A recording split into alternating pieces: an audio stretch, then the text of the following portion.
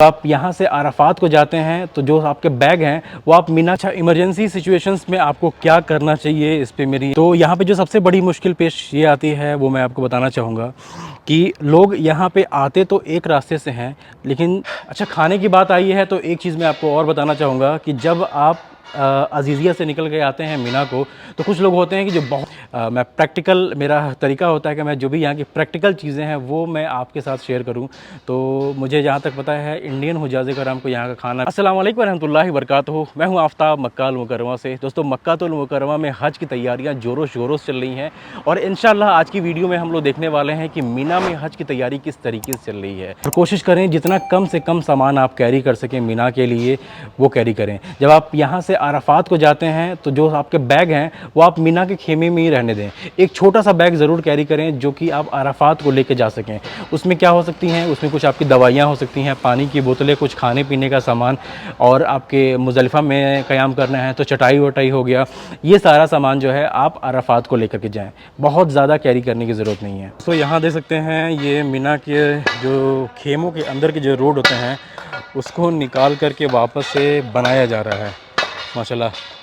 अस्सलाम वालेकुम, कैफ़ल हाल, कोइस? हाँ, अल्हम्दुलिल्लाह अल्हम्दुलिल्लाह। अच्छा, इमरजेंसी सिचुएशंस में आपको क्या करना चाहिए, इस पे मेरी इंशाल्लाह एक डेडिकेटेड वीडियो आएगी। उसमें सारी चीज़ें मैं कवर करूँगा कि आप हरम में हो, अजीज़िया में हो या फिर मीना में हो, अराफात में हो, तो इमरजेंसी सिचुएशंस में आप क्या कर सकते हैं। और दोस्तों, मीना में या अराफात में आपके मख्तब के बराबर में इस तरीके के पोल जो है आपको हर जगह नज़र आ जाएंगे। इस पे लिखा हुआ है 21/56। इसका मतलब यह है कि ये जो मख्तब यहाँ पे बनाया गया है, इसका जो मख्तब नंबर है ये 21 है, और ये जो रोड है, जिस रोड पे अभी मैं ये चल रहा हूँ, ये सामने जो रोड दिखाई दे रहा है आपको, ये रोड का नंबर जो है वो 56 है। तो जिस तरीके से यहाँ पे 21/56 है, इसी तरीके से अगर मैं आगे बढ़ूँ तो आगे चल कर के आपको दिखाता हूँ मैं। इस चीज़ को जानना दोस्तों बहुत ज़रूरी है। इसके ज़रिए से आप अपना मख्तब जो है वो ट्रैक कर सकते हैं। तो मैंने पहले आपको जो है 21 दिखाया था, ठीक बराबर में यहाँ पे एक पोल नज़र आ रहा है, यहाँ पे लिखा हुआ है 16/56, ठीक है। तो 56 नंबर की रोड हो गई, और ये जो मख्तब है ये 16 नंबर का है। इसी तरीके से आगे आपको हर जगह एक पोल यहाँ पे, एक पोल यहाँ पे, ये सारे पोल जो है आपको नज़र आते रहेंगे। दोस्तों, आपने ये सुना होगा कि मीना में कुछ नई नई बिल्डिंगें जो हैं बन रही हैं, तो मैं आपको दिखाऊं, मैं उसी बिल्डिंगों के पास से गुजर रहा हूं। ये देखिए, ये ठीक सामने जो भी बिल्डिंगें आपको नज़र आ रही हैं, ये सारी वो बिल्डिंगें हैं जो कि नए तरीके से बनाई गई हैं, रिसेंटली बनी हुई हैं। मेरे सब्सक्राइबर का कमेंट भी आया था कि भाई उन बिल्डिंगों को दिखाएं आप जो कि बिल्डिंगें बनाई गई हैं रिसेंटली। तो इन बिल्डिंगों को आप देख सकते हैं आप, माशाल्लाह। जिन भी चीज़ों की ज़रूरत पड़ती है मीना की तैयारी के लिए, ये सारे जो है ऐसे इस तरीके के ट्रक में जो है भर करके आए हैं। पेंटिंग करने के सामान या फिर जो भी ग्रिल वगैरह, जो कुछ भी हो सकता है।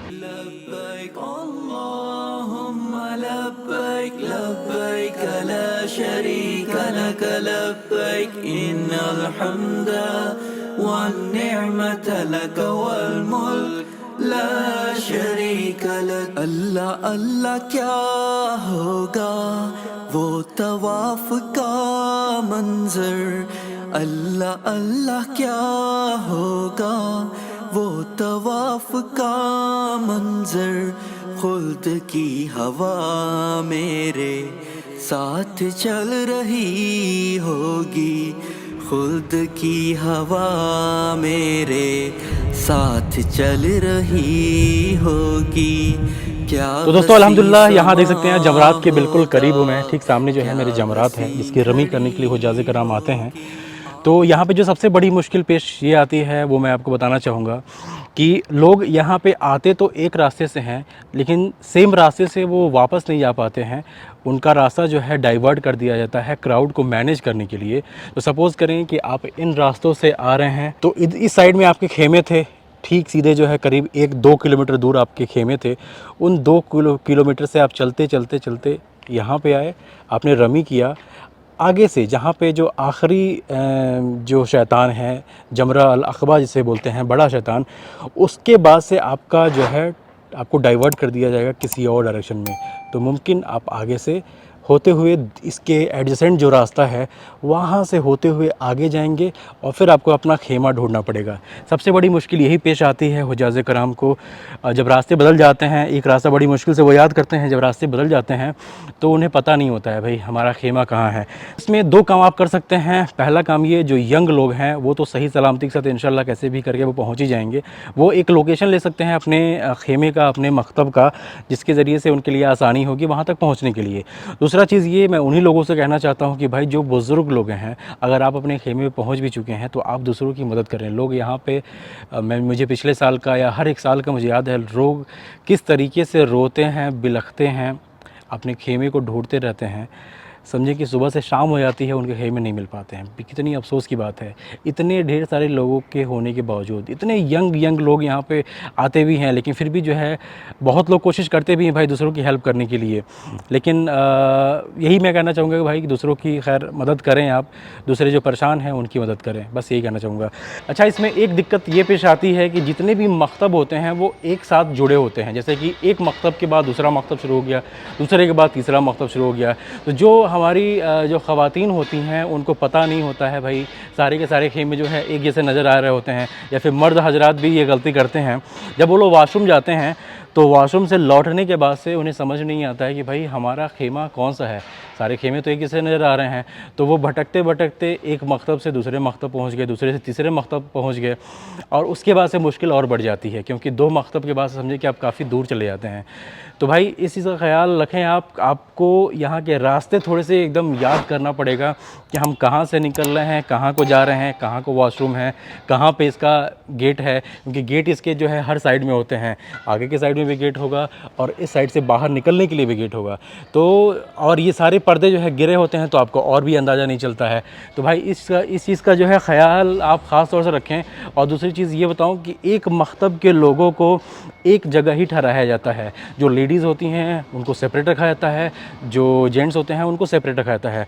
तो मिसाल के तौर पे आप समझ लें कि यहाँ पे अगर ये पर्दे गिर जाते हैं और ये पूरा एक खेमा बन जाता है, तो यहाँ पे मर्द हजरात रुक रहे हैं, मुमकिन है इस साइड में या फिर आगे साइड में करीब में ही जो है, इस खेमे के करीब में जो है जो ख़वातीन होती हैं उनको रुकाया जाता है। तो यहाँ पे मर्द हजरात हो गए, आगे जो है ख़वातीन हो गई। तो अगर आपको मिलना हुआ तो आप जा कर के, अंदर जाने की परमिशन खैर नहीं होती ख़वातीन में, आप जा कर के बुला करके और जहाँ भी जाना हो इन रास्तों से आप होकर के जा सकते हैं। ठीक, ये चंद बातें हैं, इन बातों का ख्याल आप भाई सबसे ज़्यादा रखें। और जब भी आप अराफात को जाएं, मीना में रहें, तो भाई मेरे लिए भी थोड़ी दुआएं आप ज़रूर करें, मेरे वालिदैन के लिए दुआएं ज़रूर करें आप। तो जैसे कि ये गेट है, गेट से एंटर होने के बाद से राइट साइड में जो मुअल्लिम होते हैं उनके ऑफिसेज़ होते हैं, और कुछ भी कंप्लेन हुआ तो आप यहाँ पर आकर के कंप्लेन कर सकते हैं। जैसे कि आपका अगर AC नहीं चल रहा है, अगर कुछ और परेशानी आती है तो यहाँ पर आकर कंप्लेन कर सकते हैं। राइट साइड में यहाँ पर किचन की फैसिलिटी होती है, यहाँ का किचन भी देख सकते हैं आप। यहाँ पे बड़े बड़े स्टोव जो है यहाँ रखे गए हैं, खाना वगैरह यहाँ पकता है, ये देख सकते हैं आप। इतने बड़े बड़े यहाँ पे गैसेस इस तरीके से स्टोव रखे हुए हैं। अच्छा, खाने की बात आई है तो एक चीज़ मैं आपको और बताना चाहूँगा कि जब आप अजीज़िया से निकल के आते हैं मीना को, तो कुछ लोग होते हैं कि जो बहुत ज़्यादा सामान कैरी कर लेते हैं मीना में और बेवजह जो है परेशानी में मुब्तला हो जाते हैं। जब भी आप हज के 5 दिनों पे आएँ तो जितना मुख्तसर सामान हो सके आपकी ज़रूरत के हिसाब से उतना ही सामान लेकर के आएँ, और उसमें खाने का कुछ सामान ज़रूर रखें, जैसे कुछ ड्राई फ्रूट्स वगैरह, जिससे आपको इंस्टेंट एनर्जी मिल सके। खजूरें वगैरह ज़रूर रखें आप। यहाँ का जो खाना होता है, मैं प्रैक्टिकल, मेरा तरीका होता है कि मैं जो भी यहाँ की प्रैक्टिकल चीज़ें हैं वो मैं आपके साथ शेयर करूँ।